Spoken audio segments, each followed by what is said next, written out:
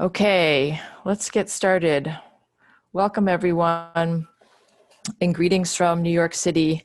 If you've been on some of these calls, you have heard me already, so it's me again.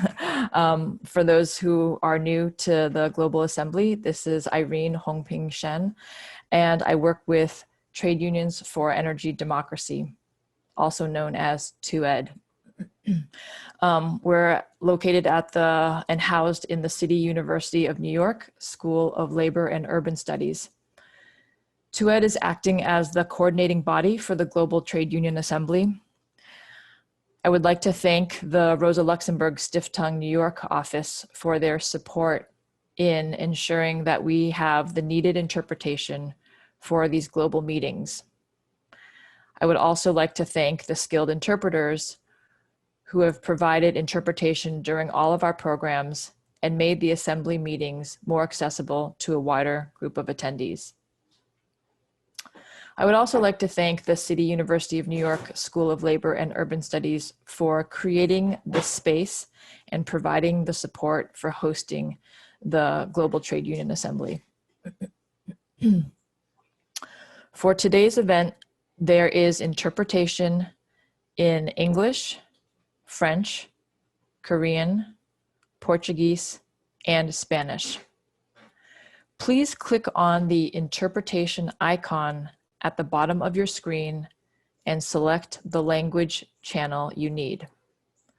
For English speakers, please go into the English language channel.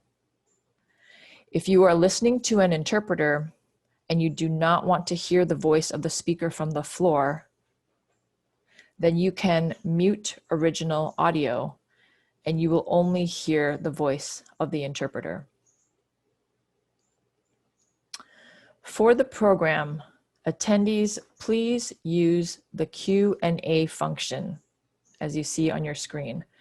This function is found at the bottom of your screen, and you can use it to type in questions or comments, and you can also respond to each other's questions and comments and have a discussion or a dialogue that way. You can also like questions by using the thumb icon.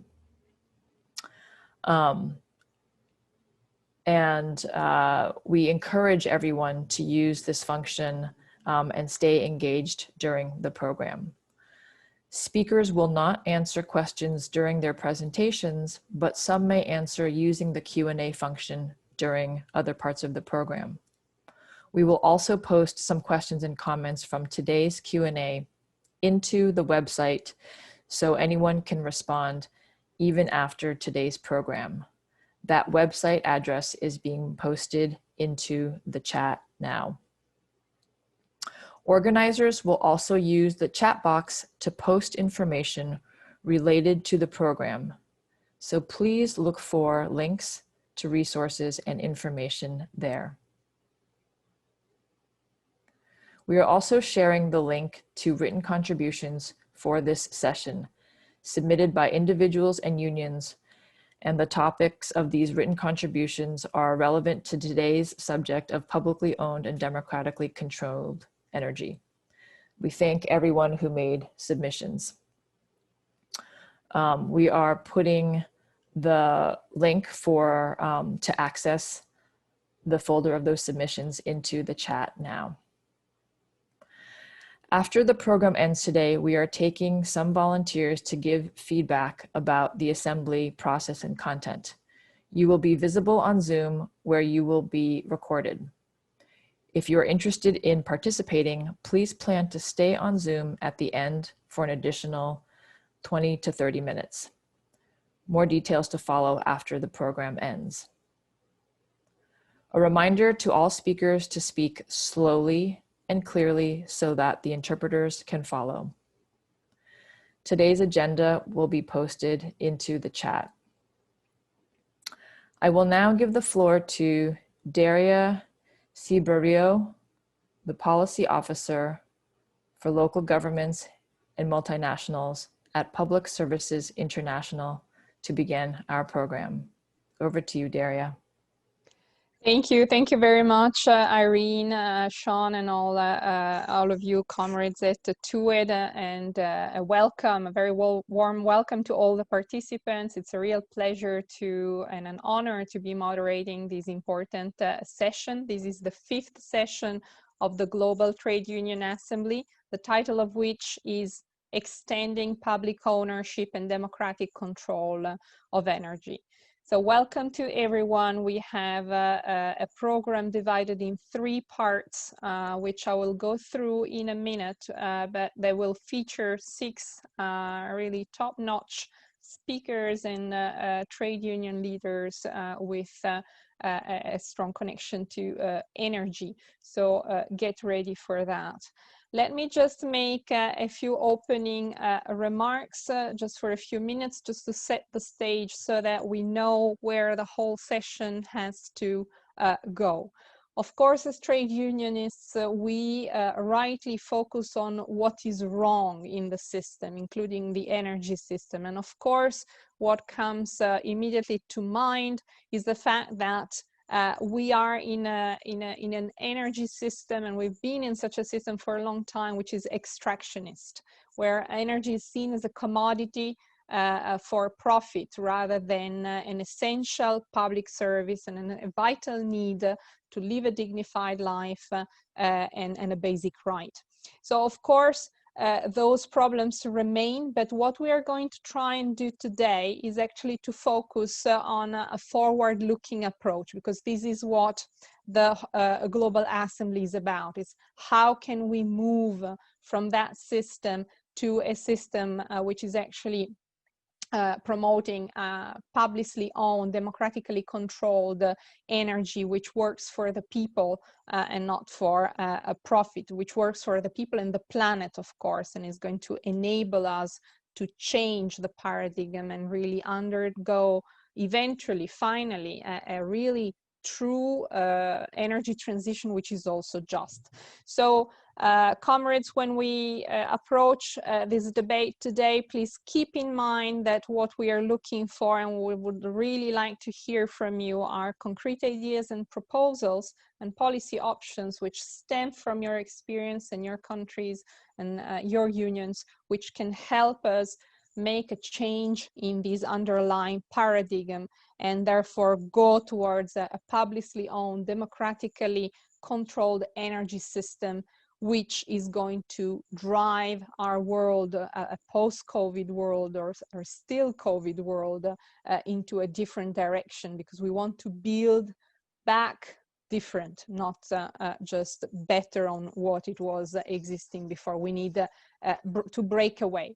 So just before I start giving the floor, introducing the first speakers, let me just mention the 3 main titles of the sections this session is organized into today. The first one is about global energy before and during the pandemic. We know that there was a situation before it, and now things are changing. It's a big threat, it's a big challenge, but at the same time, it carries a lot of opportunities. So we want to hear from panelists about that.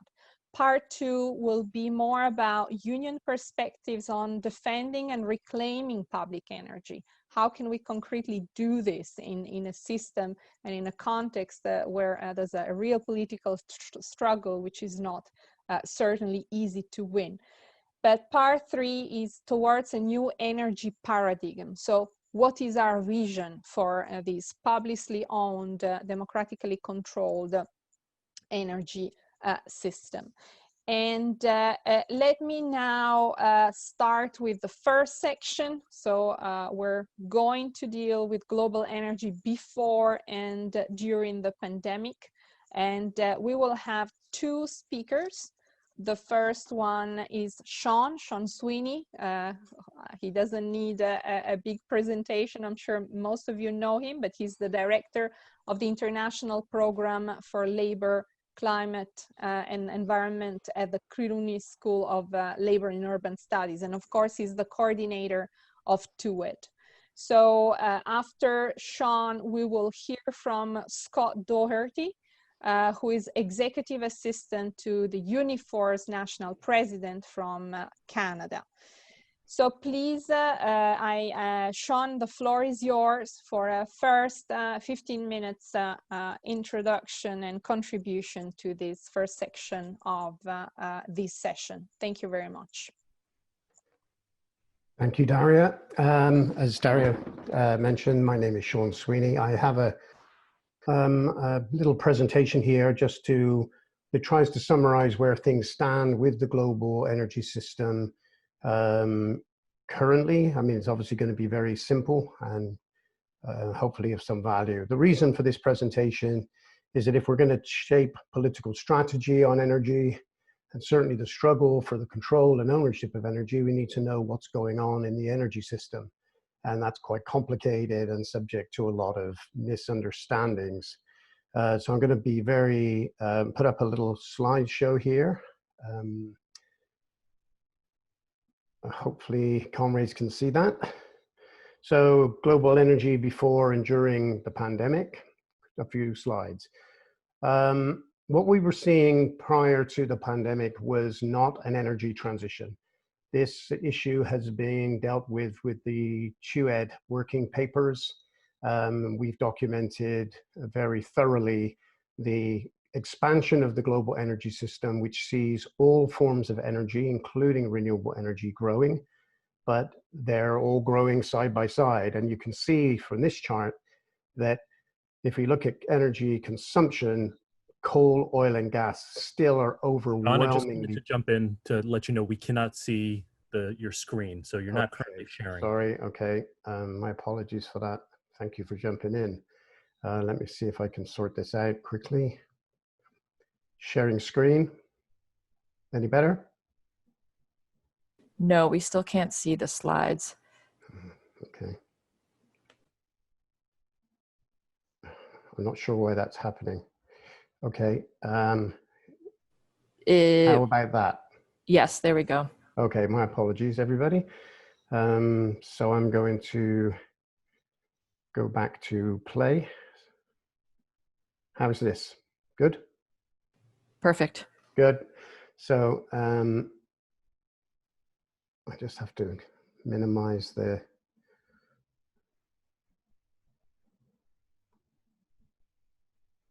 Okay, 1 second. I've just got the Zoom stuff in front of me. I'll see if I can do this anyway. It seems the slides are not moving. Sorry, everybody. Okay. Here you go. Okay, so let me go back a slide. So overwhelmingly a fossil-based system, coal, oil, and gas. Of course, this is all energy consumption, not just the electricity sector.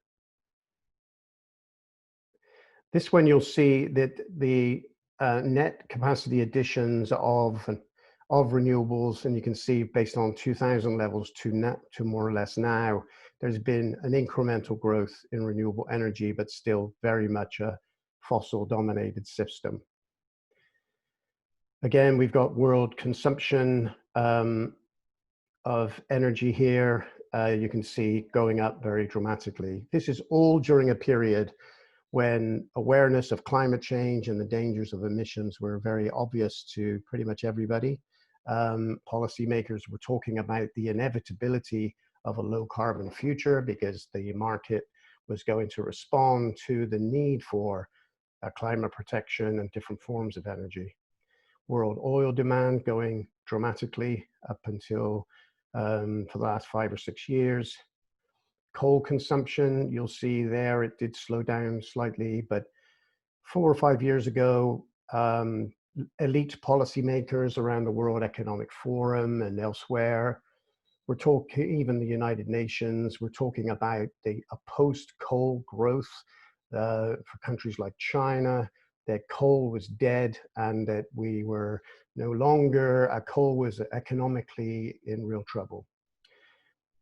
This is the CO2 emissions, which of course with rising energy use, although there have been incremental increases or improvements in efficiency, it's mostly upwards, at least up until 2019. you can see here the very small percentage of modern renewables in the system. A quarter of energy is electricity production, is renewables, but if you take traditional biomass and large hydro systems out of that, we're talking about around about 8% is wind and solar, so still very, very small amounts. If we look at it in terms of total global energy consumption, then we see wind and solar very, very small levels in terms of the amount of energy in the system. This yellow line is demand for electricity. Of course, this is pre-pandemic, but you'll see though that solar and wind, hydro, nuclear, all of these investment levels were trailing the demand for electricity. We also have documented in some detail the crisis of the neoliberal approach to driving renewables, which is all about mobilizing the private sector, guaranteeing profits through power purchase agreements, opening the public space to independent power producers. They've got there's not enough profit in renewable energy based on a market system. So the incentives and the subsidies are essential, but these cause a lot of political pushback. So what we saw in Europe first, when the subsidies were removed, was a very rapid slowdown in investment. This same policy was adopted in China, and we see the same situation there with China investment falling. We've also seen when the whole idea of the neoliberal policy on energy, on climate, was to put a price on carbon. And so you see with the yellow vest struggle, when these prices are imposed upon employers and corporations, they immediately pass them down to consumers, or governments do it for them by imposing a carbon price. And we saw what happened in France. Workers who are dependent on driving for a living rose up and prevented that price being introduced. We see similarly so-called subsidy reform. A lot of NGOs in the global north like subsidy reform. They think that it means that fossil fuel companies are going to be hurt by this, but in fact, what it really means in a majority of cases is the removal of price controls and pushing governments out of the way in terms of regulation of prices. These were scenes in Ecuador late last year. In Scotland, we've also seen a situation where large offshore wind farms have been built with non-Scottish workers. These are wind turbine workers, factory workers in Fife in Scotland, who were protesting that this subsidized form of energy, which benefited multinational corporations, where none of the work was being done in Scotland. And so you can see that protest there. Now, the impact of the pandemic on the energy system is obviously very severe. We see this global energy consumption has fallen, and with it, you see also a fall in GDP. So as GDP goes down, so does the energy consumption. This is also, you can see a similar version of the primary energy supply is also falling, which means emissions are falling. So this has taken emissions back to levels of 2010, which for some is a cause of celebration. But of course, with that shrinkage in emissions comes lots of job losses, particularly in oil and gas, but elsewhere too. Now, some believe that because fossil fuels are in trouble, or rather the reduction of emissions is going to mean renewable energy grows. Well, that's not true, because electricity demand is falling. And this is the International Energy Agency quote saying that all forms of energy will suffer as a result of the pandemic. This is coal use. You can see it's fallen dramatically. And this is the anticipated fall in renewables in 2020. So I'm just gonna, if I can get off of this screen and just go back to my lovely face, I'm not sure how to do that because I'm in trouble with this cursor at the moment. So I'm gonna stop sharing if I can. Let me just do that for a second. There should be a button at the top of your screen, Sean, that says stop sharing. Yes, I got it. Thank you. Okay, am I back to me now? Yes, we can see Great. you. Okay, so how am I doing for time? Do I have a few more minutes just to sum up these points? I'm not hearing anybody, so I'm going to keep talking. Yes, you have a couple minutes. So one of the things that we're going to talk about now is, what has happened in the oil and gas sector globally is there was this price war that took place before the pandemic, where you had Saudi Arabia, Russia, the US involved in an oversupply of oil and and gas in the global system, which led to a dramatic decrease in prices. Then with the pandemic, you've got then a collapse in demand for oil and gas. So we've seen a really serious crisis unfold. I've just had an article that came up there that's in the chat in Jacobin, which documents what this means in terms of the US oil and gas sector. But we can see really major companies on the verge of bankruptcy now as a result of this collapse. It extends also of oversupply, of oil and gas and the reduction of demand. So we have prices are falling below, in some cases, production costs, especially for shale gas, which is fracking essentially, and shale oil. So the US is particularly hit, and I'm sure we'll hear from Scott later about the impact this has had on the Canadian oil and gas sector and the oil patch in particular. So this has opened up various possibilities for public ownership. If you'd asked talked about the nationalization of oil and gas in the US 5 years ago, or 10 years ago when oil was $100 a barrel and jobs were high paid and proliferating across the system, we would have been laughed at. We are in a situation now in the US where 100,000 oil and gas workers have been told to go home. That may change.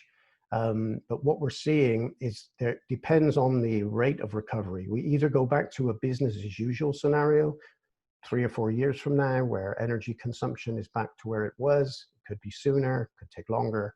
But we start on an upward trajectory of emissions again, and that puts us in big trouble. If the global contraction in energy use continues, then we're going to see more and more bankruptcies. Either way, this is not the way to run a global energy system. It's not the way to transition to a low carbon system. And so the coal labor movement has to be, in my view, much more confident in terms of asserting the need for radical interventions in the energy system, including the reform and abolition of the wholesale electricity markets, renationalization of what has been privatized, and restructuring the system over what will take several decades in order to make sure that a low carbon system comes into place. This cannot be done on the basis of the market, and it certainly cannot be done under the circumstances of the pandemic.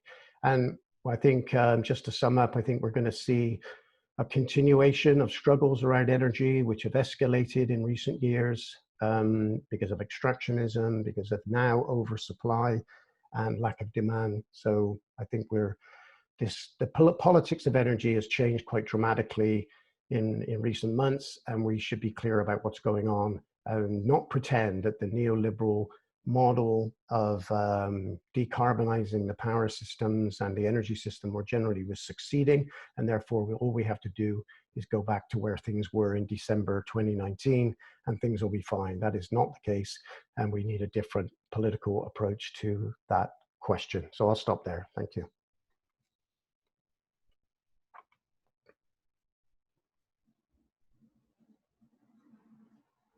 So I'm going to hand this back to Daria. I'm just going to put myself on mute. Yes, thanks, Sean.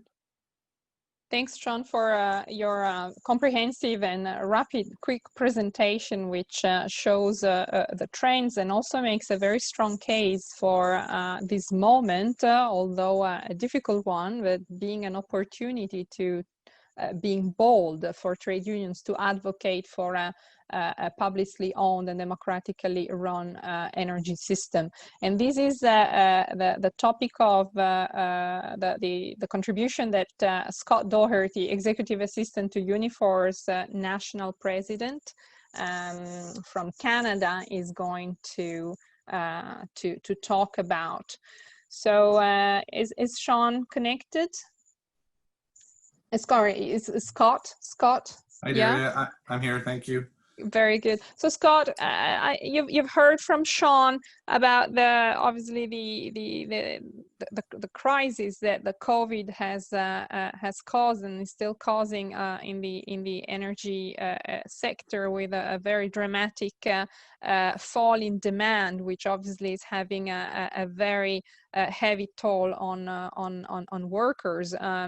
But how are you guys as a union dealing with this crisis, first of all? But second, is your union seeking opportunities to seize this crisis to promote a pro-public energy future? So thanks, Daria. Great presentation by Sean as well. Obviously, we're impacted. We were impacted with the price war that was going on prior to COVID, and then COVID has had serious impacts on the oil and gas industry in Canada, across the country, in particular in our offshore facilities in Newfoundland and Labrador. We're seeing almost the entire industry go down. We have very little production happening right now. And as Sean indicated, companies, large major companies, are on the verge of bankruptcy, just over the fact that things are so difficult right now. And obviously in the oil sands, we've seen a significant reduction and companies obviously contracting how they have to operate, which is, we have been fairly lucky compared to other jurisdictions, but we have about 500 members who are currently on layoff and not working across the system. So of course, we're concerned and understand that the demand is there. I wouldn't say that our union is has taken a big position on public ownership in the industry when it comes to oil and gas. Obviously, we've seen that in Canada, across Canada, privatization and a bunch of public ownership of energy companies such as Manitoba Hydro, Ontario Hydro, and a number of other places where electricity is generated. Obviously had those conversations, but in the actual oil and gas industry, we haven't been doing that. There's been a number of key programs that have been in place, that have been put in place out of COVID. The Liberals our federal government are clearly sending directions and indications that to get to clean fuel and to get to our carbon emissions that we need to get to, a number of the programs that they've put in place to get through COVID have been basically demand that you have to have carbon reduction as part of your platform to be able to get at LEAF, which is a large employer fund that's available to employers if they needed to get loans and that kind of stuff. So we continue to see the industry struggle. Certainly interested in hearing from the rest of the people around, the public ownership and how that would look. It's a key. I would say Sean hit the head right on the nail, that it's a key time in the industry to talk through and figure out where we're going, not just with the reductions of emissions, but the industry itself is contracting. It's going to continue to contract, and you're going to see a number of these large employers go bankrupt. You're going to see a number of these large employers take on other small bankrupt facilities and try to extract as much wealth as they can out of the companies, but at the expense of, obviously, the expense of workers and the environment. So we're obviously looking closely at this, but that's the rest of my presentation.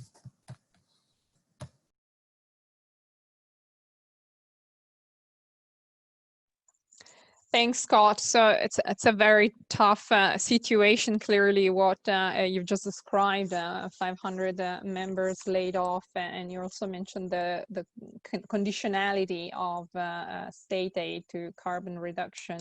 But indeed, what Sean has pointed out is the food for thought, in the sense that how can we collectively, and this is the overall objective of this session today, to start thinking how can we collectively push towards a different system, taking advantage of this very difficult situation whereby large energy companies will go bankrupt, other ones will take advantage of it, scoop up other actors in the market. So a moment of crisis and a moment of opportunity. And this is very much what we're going to transition into with the second part of this session right now. So the second part, as I anticipated in my introduction, is about union perspectives on defending and reclaiming public energy. And we have two speakers again for this part of the session. And I'm very pleased to welcome and introduce Mbodi Mbulaheni, Mbodi from South Africa, and NUMSA. And he's a national shop steward for Eskom. Eskom, which is the publicly owned energy facility, utility in South Africa. Mbodi is going to tell us what is the situation there. And of course, Eskom is a utility which has had some issues and some troubles, but NUMSA and a group of unions working around a different vision for a publicly owned utility for South Africa that can really transform Eskom into an opportunity to drive a publicly owned and democratically controlled energy transition. So Mbodi, very pleased to hand over to you and hear your views on the situation. Hi, I think we're sorting out a technical issue. Thank you so very much. I don't know if you can hear me. Loud and clear. Great. Thank you. I don't know if I'm appearing for others to see me. Okay, thank you so very much. I wanted to speak whilst watching myself. Okay. I bring the greetings from the National Union of Metal Workers of South Africa to you all. And I speak here delegated by the President, Ruth, who was supposed to have been here, but is entangled in other union business. Now, I want to touch on the a non-defensive approach to fighting a threat of privatization. In South Africa, energy is supplied by a company called Eskom, which was supposed to have been a parastatal. Over the years, it moved from being a parastatal to being something else. Now, as we speak, Eskom is beginning, the government is threatening to privatize it. And the rationale behind that, they say, is so that they can attract some private funders so that they can have a private-public partnership. And this is problematic for us as NUMSA, not only as NUMSA, but also as NUM, that is also organizing in the same space, energy space, electricity space. Also problematic to SAFTU, which is the federation we have, we affiliate to. Also to the other federation called COSATU. So there are serious challenges, and none of those challenges we don't believe can be solved by unbundling or privatizing as they want it to be privatized. There are challenges that relate to over-indebtedness of Eskom, enormous debt obligation, also the incapacity or the inability to supply electricity to the total population of South Africa. There is a term we use in South Africa called load shedding, which simply means, if we can loosely translate it is the inability of this company called Eskom to supply electricity when it is needed most. They are unable to meet the targets that has to do with making sure that the economy runs and the homesteads are lit. Now, let me move a little bit and also indicate that it's well recorded that there is a lot of corruption that has affected this particular company from the government. Inside the company also, there is corruption that has been unearthed. There's been a lot of money that has been lost, which contributes to the crisis that Eskom has. And when Eskom has got a crisis, it affects the total population, which has got a very staggering unemployment rate, inequality, and poverty. Look, the term that is called unbundling has been used several times in documents from the government. From the government, unbundling, in their view, will solve the problems, but we don't find a reason to believe that. The problem of corruption cannot be solved by unbundling into small and bits and pieces the company. But we do believe that the breaking down of transmission, distribution, and generation, which they say will bring about a whole lot of transparency, is not going to solve those issues. We have already raised an issue with the NMS debt challenge, also some other technical challenges. Other issues have to do with how the business is funded, how the business is run, and the issue of governance. So we don't believe unbundling will help us. We do believe that unbundling will lead to privatization, and privatization will lead to our people being unable to pick up, to afford electricity. Meanwhile, there might be proximity or close to the network. People are, by and large, even now as I speak to you, unable to afford electricity.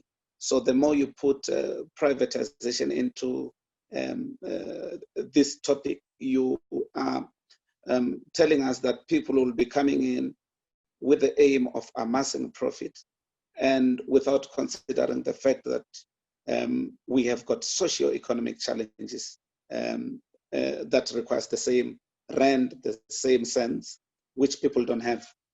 And over and above that, we have got independent power producers who have joined the fray. And they are also amassing quite a lot of money. And we do see that we are going to have a problem in the long run if we do not change the trajectory. Changing the trajectory would mean to make sure that as we move towards a green energy, clean energy, we need to consider all things, not only the jobs, not only the business, not only climate issues, but a combination of these things need to be considered. But looking at the IPPs, the independent power producers, we see them as another capitalist gain. They are just simply gaining, and there is nothing for the poor and working class that is amassing the population in South Africa. So it is clear by government intention that Eskom is or renewable energy is going to be a big player. But in how renewable energy becomes a big player, we believe that there should be what we call energy democracy and inclusiveness, making sure that we do not make it another capitalistic grab, but it should be inclusive. And we have got a resolution as NUMSA, which loosely is written as towards a socially owned renewable sector, which means the renewable sector need not be run only by big capital, but also the parastatals and cooperatives and communities need to be allowed to play in the space. Now, the government intention is saying that by 2030, 40% of the supply or generation of electricity should be coming from these IPPs or from renewable energy. And if we follow the thought of IPPs running that, it actually means we have got a crisis, that we are going to have the inability of people to afford electricity. Meanwhile, the independent power producers are using the good name of renewable energy to amass profit. So for that reason, we don't believe that unbundling helps. Though we do believe that renewable energy is non-negotiable. It needs to be factored into the climate challenge issues that we have, and the death spiral of coal cannot be left unabated or unchallenged. But we do believe that in the manner in which it is being done right now, it is excluding quite a lot of people from participating, and it is allowing a few to make a good amount of money at the expense of the rest of the population. So we do believe there should be just transition which considers everything that I've mentioned, and make sure that we do not leave the total populace and also the socio-economic issues untouched. The other issue is, I've already mentioned that all the federations in the country, I mean, two of the biggest federations in the country are against this notion of unbundling and this notion of independent power producers. So it is actually very important that we have had, as NUMSA, we have been working with TUED, AIDC, and TNI and other unions and we've spent about 18 months trying to craft a document that will help us to prepare so that we can be able to have a clear offense and defense on this issue. And in that 18 months, one of the things that we agreed to do, which is very, very solidly talked about in the trade union like ours as NUMSA, is the issue of a transformed Eskom. We do believe that we may not get the transition and move swiftly without a transformation of Eskom. Meanwhile, others may be talking of unbundling and selling it away. We are saying it is rather that we do not sell it away, but we transform it.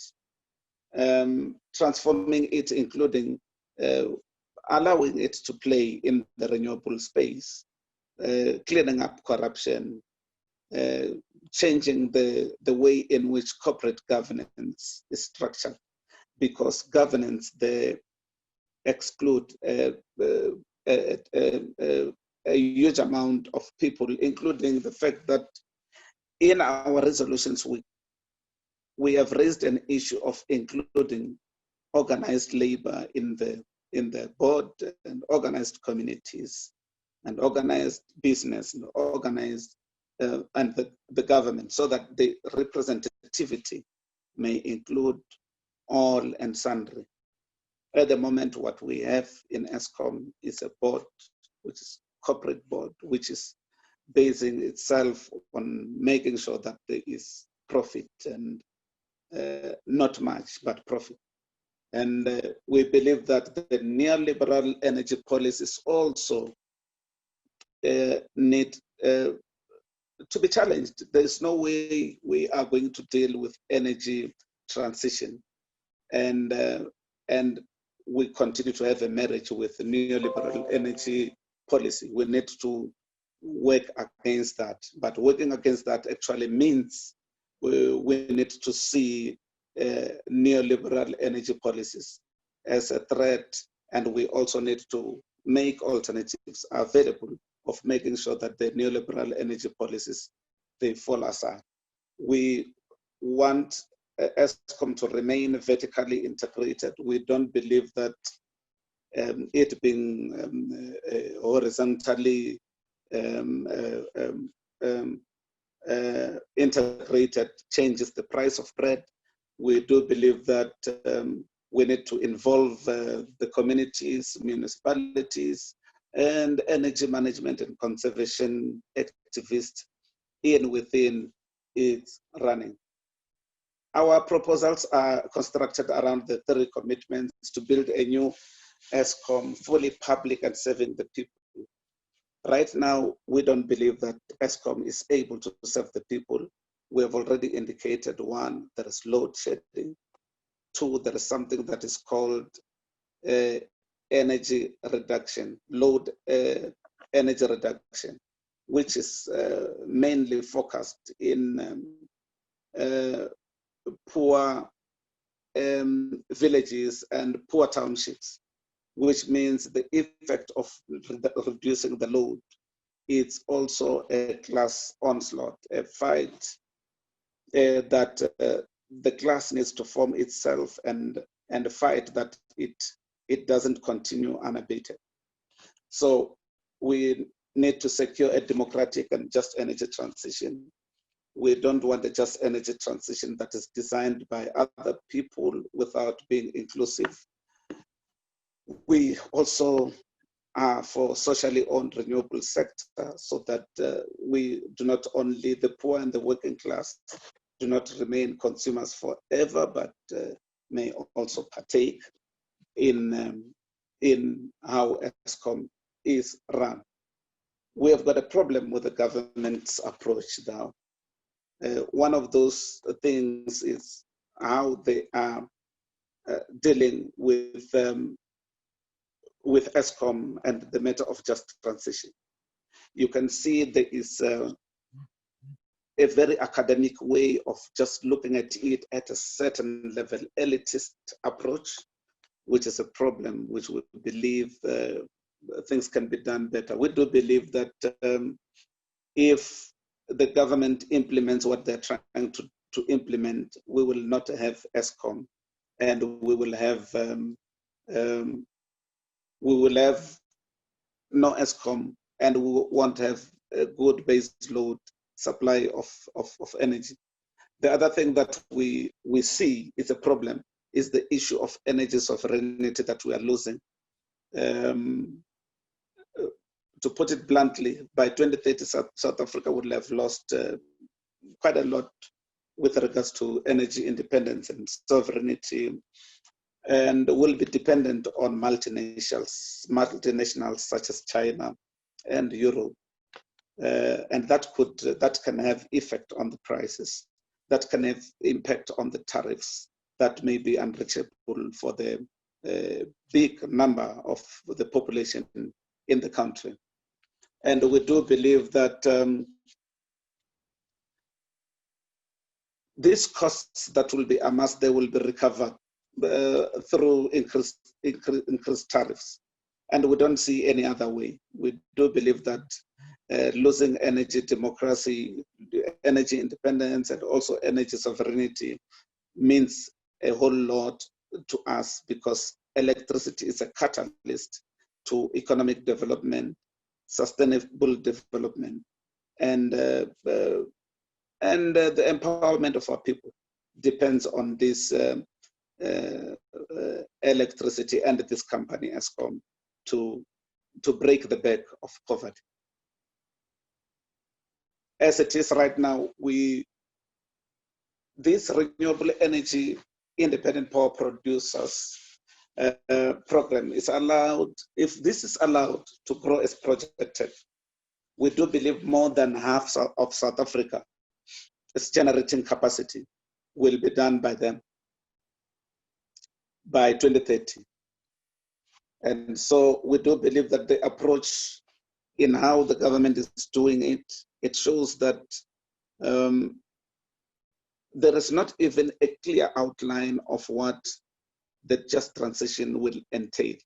And we had to put together a document in order to challenge, not only to defend the jobs, but we are talking about a whole lot of other things. For instance, as and when you move towards renewable energy, you must make sure that we do not leave the total population unattended. And also, we need to consider that there will be mothballing of power stations.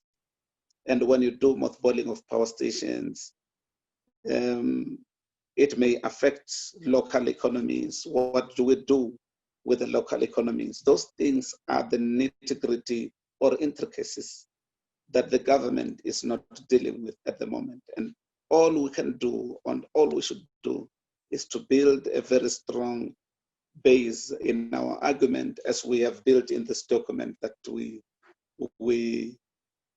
are talking from. This is the crisis of Eskom, which is synthetic. Eskom's crisis is largely synthetic. It was created by the World Bank. It's full recovery policy, which bases itself in the original notion that the full cost of providing electricity should be covered by the charges to the end users. That without considering the socio-economic challenges that we have of unemployment, poverty, and all the other ills that we are dealing with in South Africa. In 2019, the World Bank report acknowledged that the more public utilities stick to their mission to provide universal service, the more they aspire to reach 100% electrification, the more they will fail in terms of reaching the full cost recovery benchmark. So this is a crisis that has been created by the World Bank, which by their own admission, Eskom will have, it's part of those parastatals that will fail to discharge in giving us a good service which has got a full cost recovery benchmark. In the recent years, the distance between Eskom's revenue and outlays has grown wider, and this has led to Eskom failing to maintain its plans, contracting out skills and services. Right now, the situation has been made worse by the fact that even before COVID-19, South Africa's demand for electricity was flat or even falling. I just need to explain a little bit that there has been a rapid fall of the demand for electricity in South Africa. But even though that is the case, as I would have mentioned earlier on, we still have problems with load shedding. We still have got problems with load reduction policies. And the coal prices have been rising. Meanwhile, the demand was going down. The coal price has been steadily rising, and municipalities are unable to pay. And I've already mentioned the reason why. The reason is unemployment, poverty, and inequality that is rampant. And so there are some municipalities that are unable to service their debts because of where they are located. And the more the people are unemployed and are not working, the more are the challenges with the municipalities' pay. And number three is the end result becomes, load shedding. It becomes poor service and decline worker and managerial morale. I want to indicate this to you. As NUMSA, we also are organizing not only workers in the bargaining unit, we are also organizing workers above the bargaining unit, which is managerial. And we have realized that the morale is it's the worst there has been in years. Load shedding, when you wear anything that says Eskom, you don't have the pride to go into the community because you will be asked difficult questions you may not be able to answer. So the morale and not knowing the end result of this unbundling and how Eskom is being handled by the government and policymakers also makes the loss of morale to be actually even bigger amongst the managerial people who know this and that, and who probably understand better from where they are that the future is bleak. So the morale is very, very low. And at this point of the synthetic crisis, one created by a policy that seeks to turn a public enterprise into a profit-making scheme or opportunity for private capital. This has become a real crisis, but it is one that derives from the pro-market orthodox generated by the World Bank and the neoliberal institutions willingly implemented by the South African government. We don't believe that the South African government is being pushed in such a way that they can't resist. We believe that the government could resist or could at least push back and say, this is the economic situation. This is how we believe things can be done to match our economic and social challenges that we have. The IPP system is not helping South Africa reach the climate goals. By contributing to Eskom's death spiral, private renewable companies are compromising the grid and contributing to underinvestment in infrastructure. Brother Mbodi, thank you so much. Can you just wrap up? Thank you. Yes. It's a very interesting contribution. Let me go to wrapping up. We do believe that renewable energy is key. We do believe that there should be an Eskom that is a new Eskom, an Eskom that meets the needs of the people, an Eskom that is having proper governance, still vertically integrated, because we don't believe that unbundling and privatization is going to help the cause. We do believe that indeed we need to move towards renewable energy, and there is no doubt about it, but there should be a proper democratization of that process. And we believe that we are not only, this is in conclusion, we are not only about protecting jobs in coal.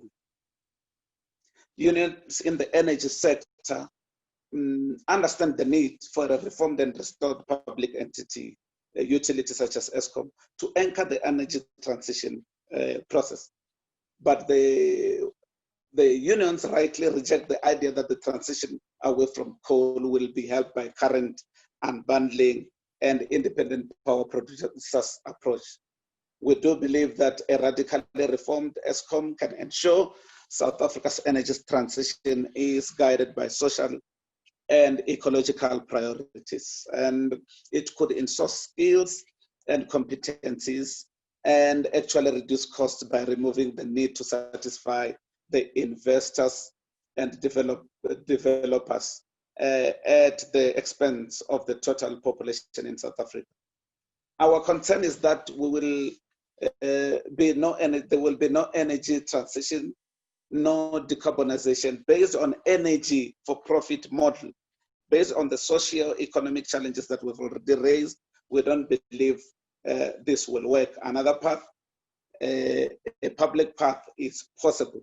We believe that Eskom needs to remain a public utility that serves the purpose for which it was created, to meet the targets of universal development, and also making sure that the economy is equipped to create jobs, to keep jobs, to sustain society. And that will be our presentation. And thank you very much for listening. Thank you so very much.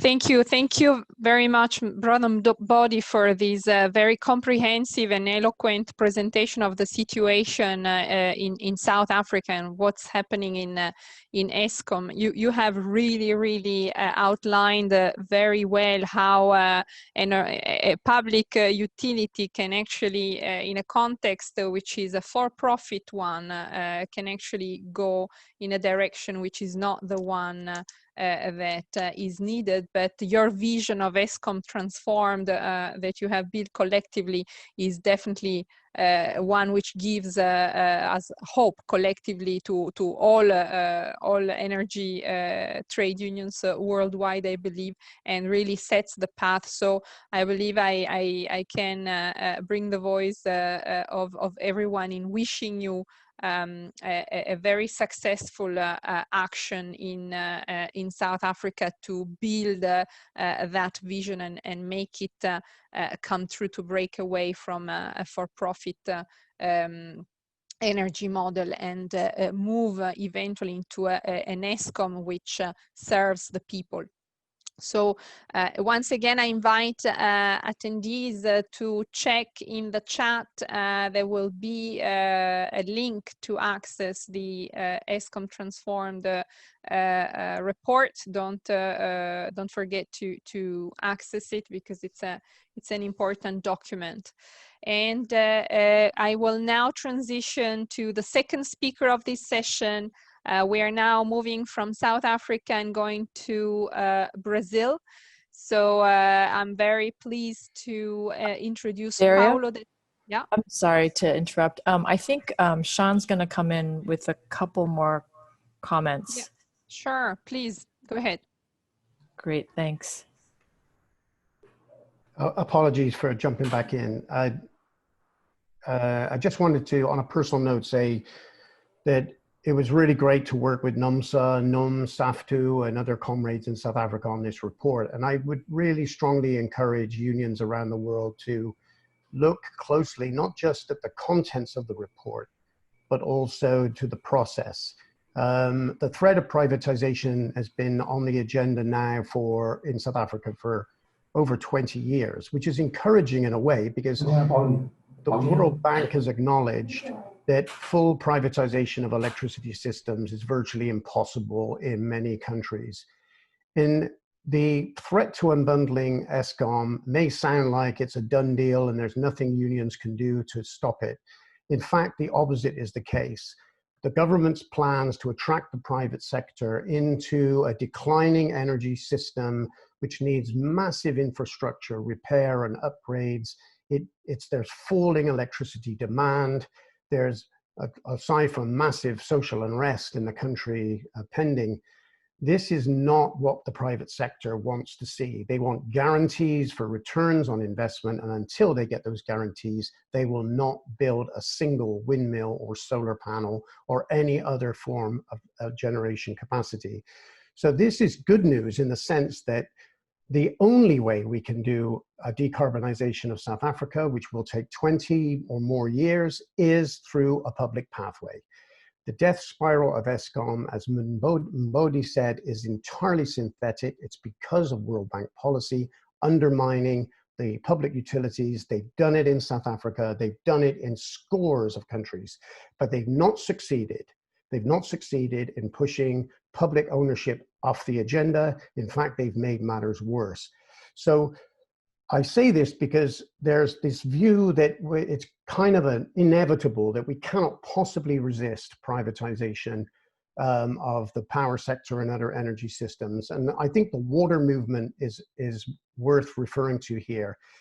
Water privatization was threatened 10, 15 years ago all over the world, and still 95% of water systems are publicly owned. The same will be true, I believe, of the power sector, but we need to renationalize and reclaim what has been privatized. That's a different agenda altogether. But it's been, I would highly recommend looking at the contents of the document, because it also, I think, answers some of the questions about the pace of decarbonization. Because a lot of the comrades in the climate movement, and we think they're doing great work, but their idea that there's 100% decarbonization possible within 10 years, I think is not based in reality. But we do need to pursue decarbonization as aggressively as possible and focus more on energy conservation and other forms of energy management. But this report, I think, should be studied by all trade unions everywhere and try to engage in a debate on how the contents of that report will suit different national and regional contexts. So I'll step back there and thank Mbodi and pass it back to Daria.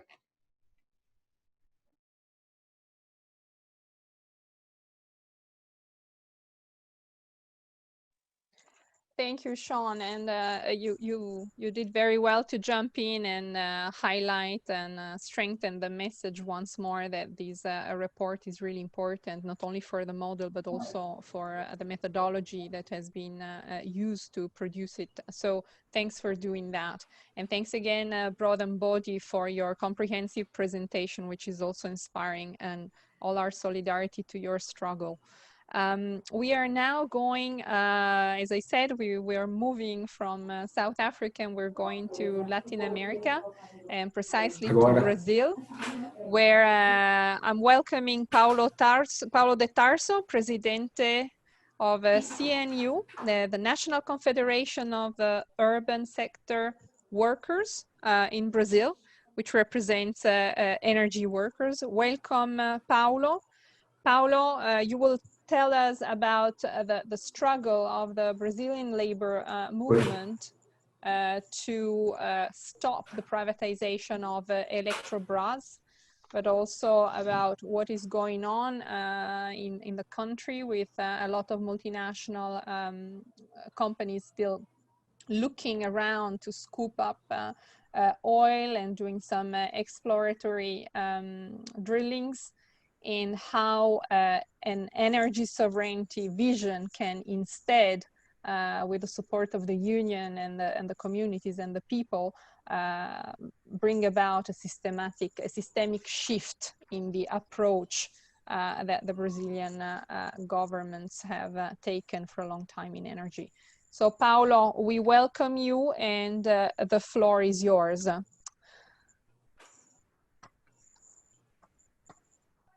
Bom dia, Daria. Good morning, Daria. Good morning to everyone. I would like to say, I would like to thank you everyone to be here with you guys, because this discussion is important to discuss alternatives to benefit all society in all the world, with all movements, social movements. And it was excellent, the comrade from South Africa.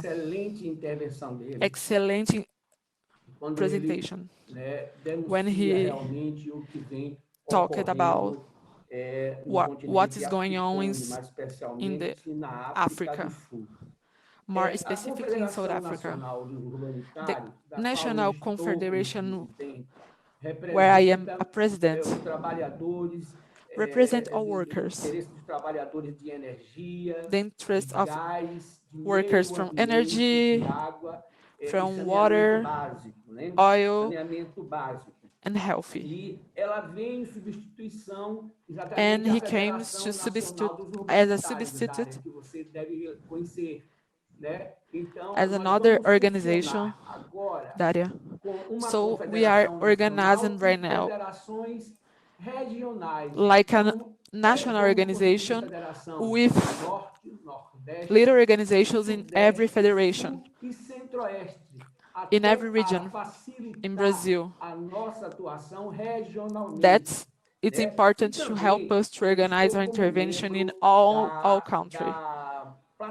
And I'm also a member of a platform from workers and in the camp. And I think that articulation of this platform came to help us to build a program with a lot of demands from a lot of sectors, like workers from energy workers, engineers, oil workers, people from camp, education workers. So this articulation make us more stronger right now, when Brazil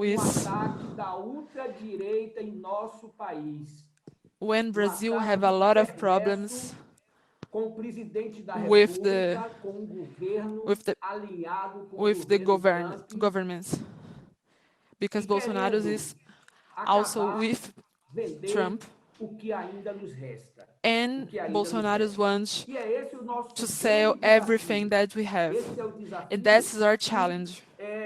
That's our challenge because to keep our project to sovereignty and sovereignty popular, that's our challenge. It's trying to build alternatives to our energy policies with the sovereignty social, popular. The sectors like energy and oil are sectors that have the conditions to do money, but all the same time they are working with source naturals, for example, like water, like the rivers, like the earth, the land. If we are talking about sectors where else they have that are connected with the life of people, the sectors that are essential to do with the sovereignty, keep with the people.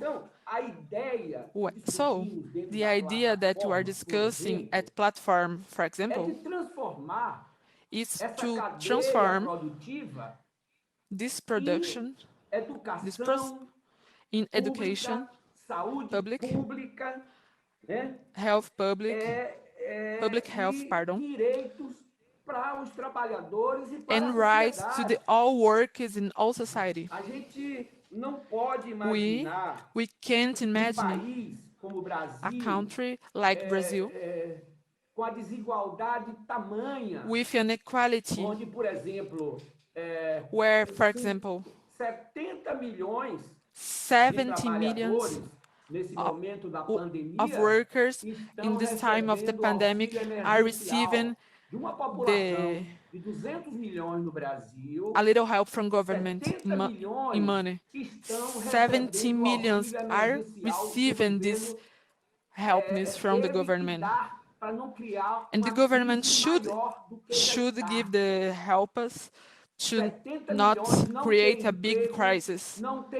70 millions of people don't have a job, don't have rights to health and to retired. We are looking how much the pandemic shows the reality in Brazil, exposed the inequalities in Brazil. So this confederation, national confederation, they can get in all places in Brazil, all units of federation, more the district federal in Brasilia. So not our discussions inside the platform have an object. Defend all the interests from workers, but also to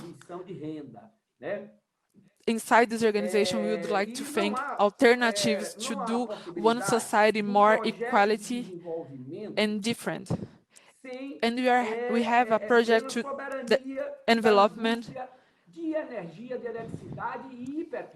and we are discussing too about the sovereignty of the. And our big task is do that when we are all the same time in a government that are using the authoritarianism to try getting support inside the parliament with money, with ways not illegals, for example, and they trying to, for example, approve the sale of our oil and our energy, for example, the Eletrobras, for 20 billions of reais, when this increase should be sale, for example, for 320 millions. It's not, they are trying to sell estão querendo vender o valor They're trying to da sell this Eletrobras. enterprise Então, apontamos, né, a little of your real que a price gente at tem the que market. trabalhar And we have to work diversas mudanças institucionais no Estado. and try to Que a do gente a lot não of fique changes, à institutional mercê do changes, interesse de cada governo que chega.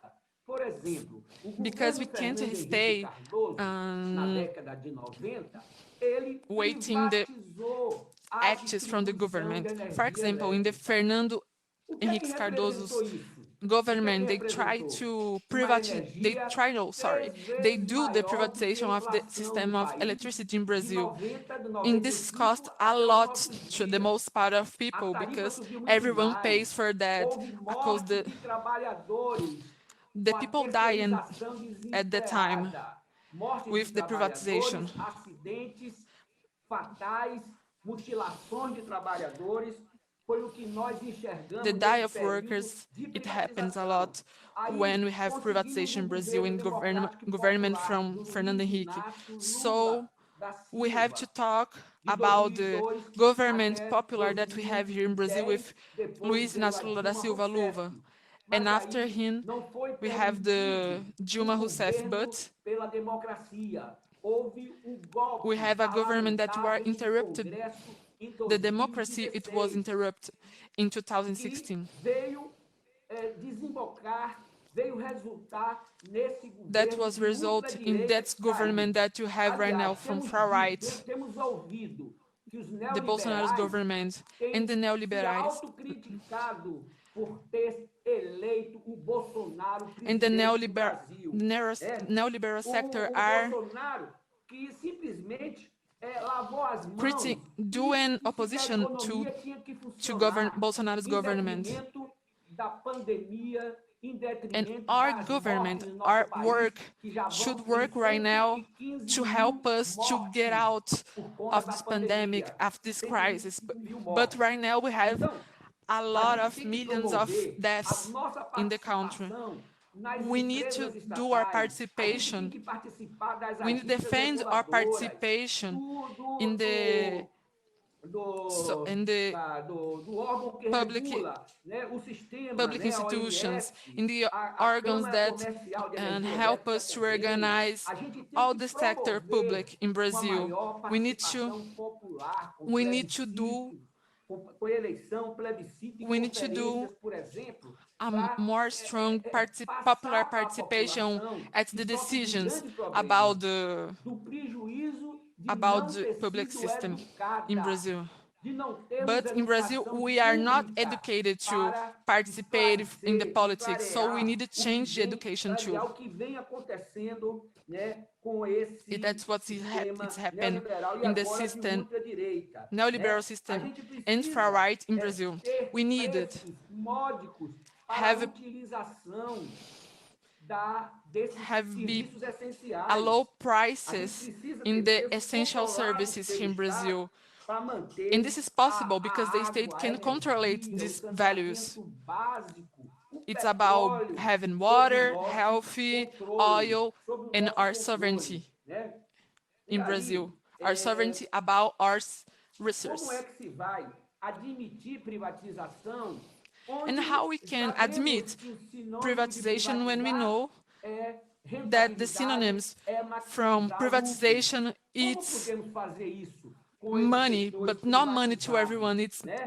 Como it's money podemos, to né, a little manter, group. por exemplo, How we a can iniciativa keep privada na the frente privatization das energias alternativas, né? beyond Quando, the na verdade, energy alternatives energy estão em volta ali segmentos sociais de pessoas, né, para o meio ambiente are também. defended Como by se pode different falar kind of em diminuir people in Brazil. a How we can talk redução about do carbono, reduce né, com o the setor privado carbonization tendo when como we have prioridade o lucro. the Não se sector pode, não se pode private admitir que esse using setor that to privado getting vá more resolver money a questão and da not to sociedade, né? Oi, Então, a indústria... Paulo. Oi. Paulo, Oi, Paulo. disculpa. Sorry, can you Desculpa. just wrap up? Você Can you just wrap poderia- up a couple of minutes and we summarize? Tem só Thank mais you so alguns much. minutos. Se você puder concluir, seria Eu queria- interessante. meu I would tempo like acabou. to- Eu Tira a tradução. My time is over.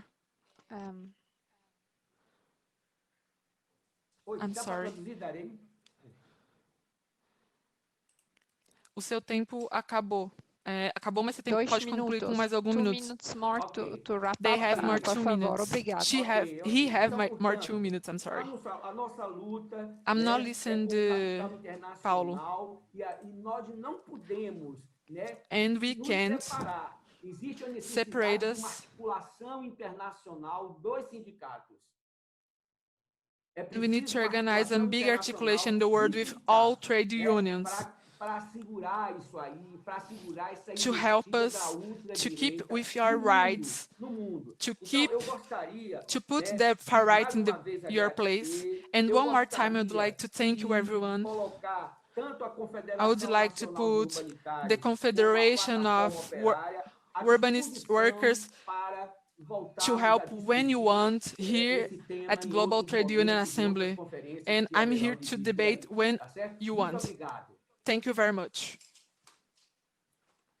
Obrigado, Pablo.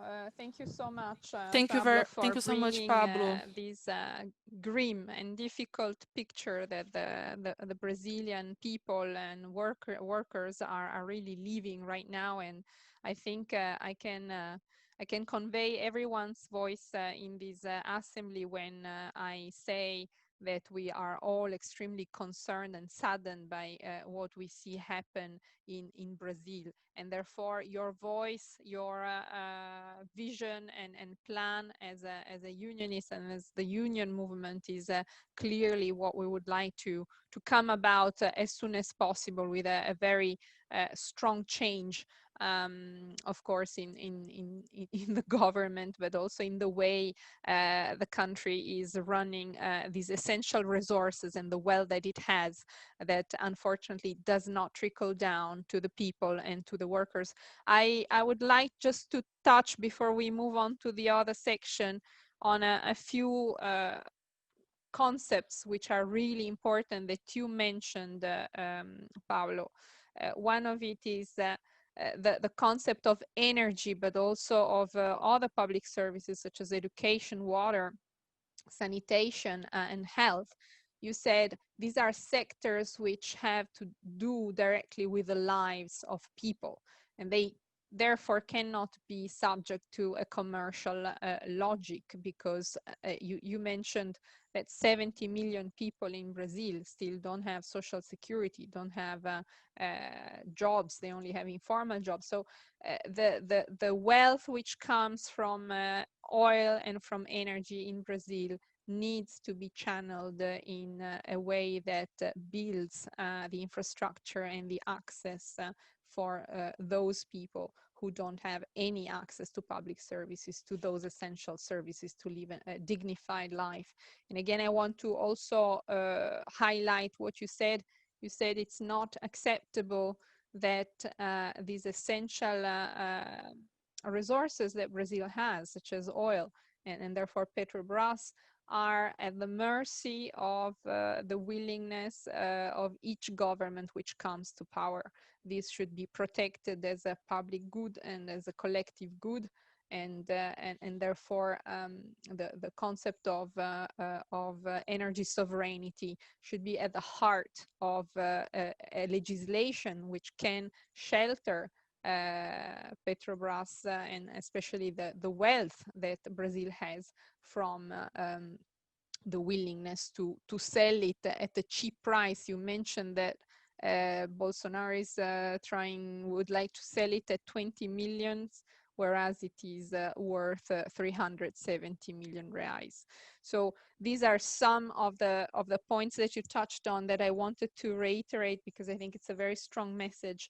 And Pablo invited the whole labor movement to work internationally together in solidarity to reclaim, not only in Brazil, but everywhere, these key assets for the public. And now, oh, yes, Sean is coming in, just a sec. Up. Yeah, thank you so much. So Irene, you're showing a document. So does someone I'm want to trying make to a comment? share it, but it's not showing up. 1 second, everyone. It's the cover of the document that Paulo was referring to. Right, so please don't forget to go into the chat where our TUID comrades have shared links which enable you to download all these documents. So you can also have the report from Pablo. There it is. There it is. Very good. Commitment to the Brazilian people within the national energy policy proposal for a popular energy project. Thank you so much. And with that said, if we're still on, I think we're relatively on time. So thanks for all the previous speakers who've been concise, and I will try to do that myself. I see Paulo on the screen. Does he, Irene, should I go ahead or there's a request? It should be Elias. Yeah, exactly. Okay. We are now moving then to the third part of this fifth session of the Global Trade Union Assembly, which is the session about towards the new energy paradigm. So this is the section where we're gonna look at other options that can help us advance and push forward the agenda for a pro-public, democratically owned energy system that can transform our civilization in a positive way and ensure it survives, because this is what it is all about. So I'm particularly pleased to introduce Ilyes Ben-Ammar, who is Deputy General Secretary at the General Federation of Electricity and Gas, UGTT Tunisia. So welcome, Ilyes, and you will tell us, you made a submission, I think the paper is also available. You're going to tell us about different forms of ownership and management of renewable energy that you are seeing in Tunisia, and especially cooperatives, social and solidarity economy, energy utilities, and put them in the wider context of these discussions with their pros and cons. So Ilyes, the floor is yours. Thank you very much. Merci. Bonjour, bonsoir. Thank you very much. Good evening. Hello, comrades. First, I would like to introduce myself. I am the Joint Secretary for the President of the Tunisian Electricity Company, which is a public company normally founded in 1962 to produce and transport and distribute electricity and gas in Tunisia. We are now going to tackle a subject that has become the subject of interest for all stakeholders in the world. To clarify the situation, let me present you a presentation. Let me show you a PowerPoint presentation.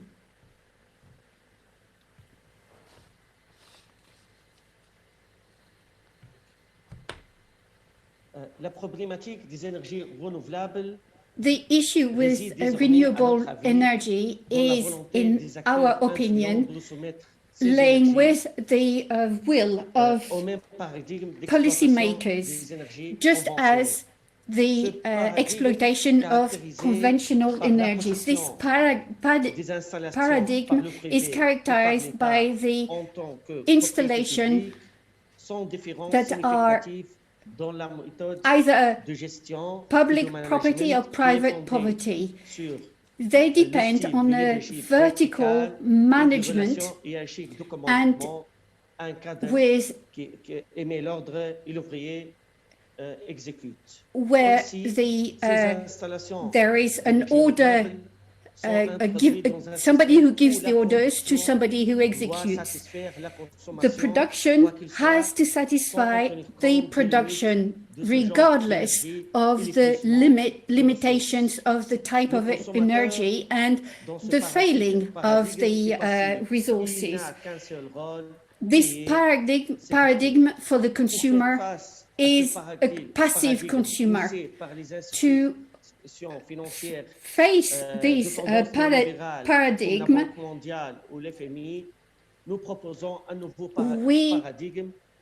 we want to substitute the standard paradigm with the substitution of the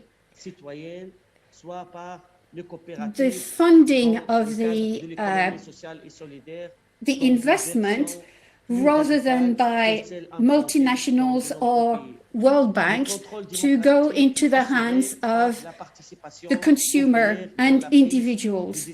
The management will be democratic with the adaptation of the consumption, the adaptations of the consumption of resources, so that nobody is left behind. We are not calling for less consumption, but a better consumption. The consumer in this framework is active. In this process, we give him the possibility to be a producer and be part of the decision-making process. The situation actual is represented generally by the state and issued from the nationalization and in the previous century from the colonizers. It was then encouraged by any form of financing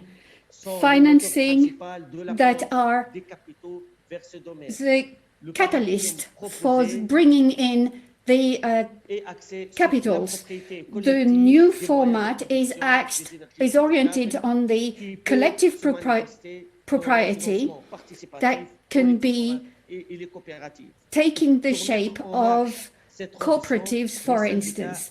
To implement this transition, trade unions have a very important role as they represent the force for production and a very important role in civil society. In our opinion, this role of the trade unions is twofold. First, at the level of a creation of a global support framework, an exchange of experiences, and the elaboration of a reference document. At the local level, there should be the establishment of a framework with a civil society with the development of objectives in medium and long term. Let's not forget that the role has to go way beyond its framework, involve the workers, fight against privatization, and convinced by studies and research. To conclude, let me show you the steps to attain the previous mentioned objectives according to the reality of each country, either by pushing the legislative framework in order to install a partnership with civil societies and promote public borrowing and crowdfunding, open the capital for workers' participation. The struggle and repossession with cooperatives and the citizenship participation. In the second part, let me give you a historic flash of what happened for the electricity. The first project were implanted by the Tunisian Society Company for Gas and Electricity, a public-owned company. In 2000, they put up a wind farm in the north of Tunisia. The legislative framework before the revolution in 2011 was distinguished by its tendency to reduce fuel consumption and force the company to invest in renewable energy. In 2009, a law allowed companies who wanted to reduce their energy bill to produce their own electricity from renewable energy and resell it on and sell the surplus on. In 2009, we started to draft a Tunisian solar plan inspired by the Mediterranean Solar Plan, which aims to develop 40 projects in the field of renewable energies for about $2 million at the time. The final version was published in 2012. After the revolution in January 2001, under the rule of the Troika, that succumbed to the pressures to liberalize electricity production for the benefit of private investors. The draft law on electricity production from renewable energy was drafted and implemented in May 2015. A reformulation of the Tunisian solar plan and the issuance of a new version in September 2015, during which some of the gains included in the 2012 edition were reversed, of which the most important was the citizens' funding for renewable energy projects. According to the law, to improve the investment in 2019, it was allowed to build self-production companies, that is, to allow parallel structures having the mission to sell the surplus of electricity.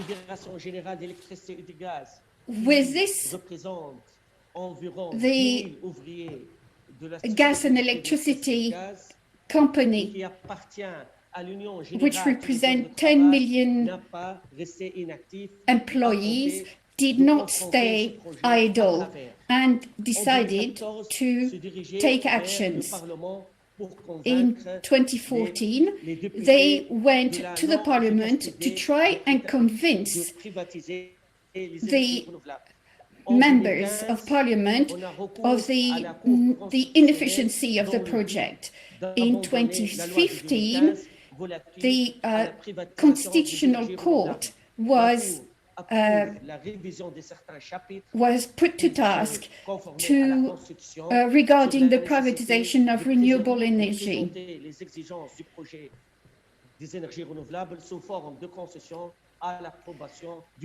And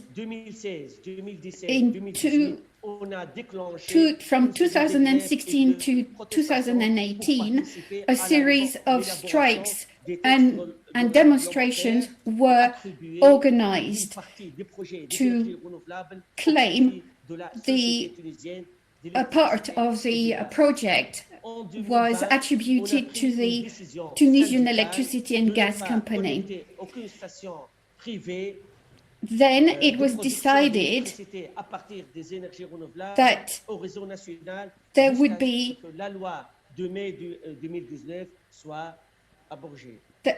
a decision not to link any private station for the production of electricity.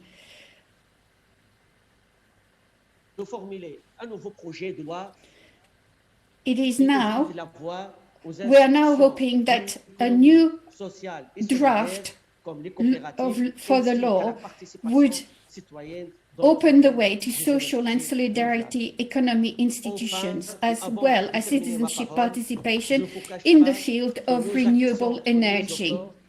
Before I conclude, I want to say that our efforts are not sufficient to meet the need for to meet the demands because of failures.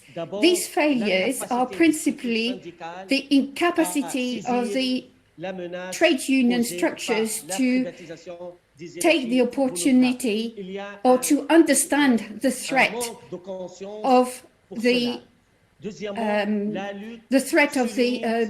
privatized companies.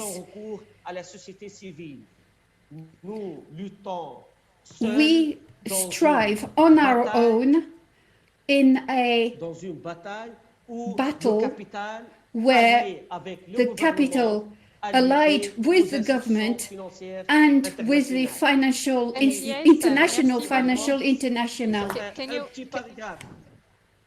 Just a few more words. The third failure is to give is that the trade unions should give priority to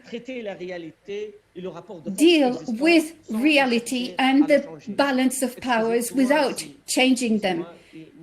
Forgive me. Thank you very much. No, thank you. No problem. Thank you. Thanks to you, Brother Ilyes, for having really outlined how the Tunisian labor movement has really organized itself, stood up for participatory and citizenship-owned energy, and it was very interesting to see how. Excuse me, Daria.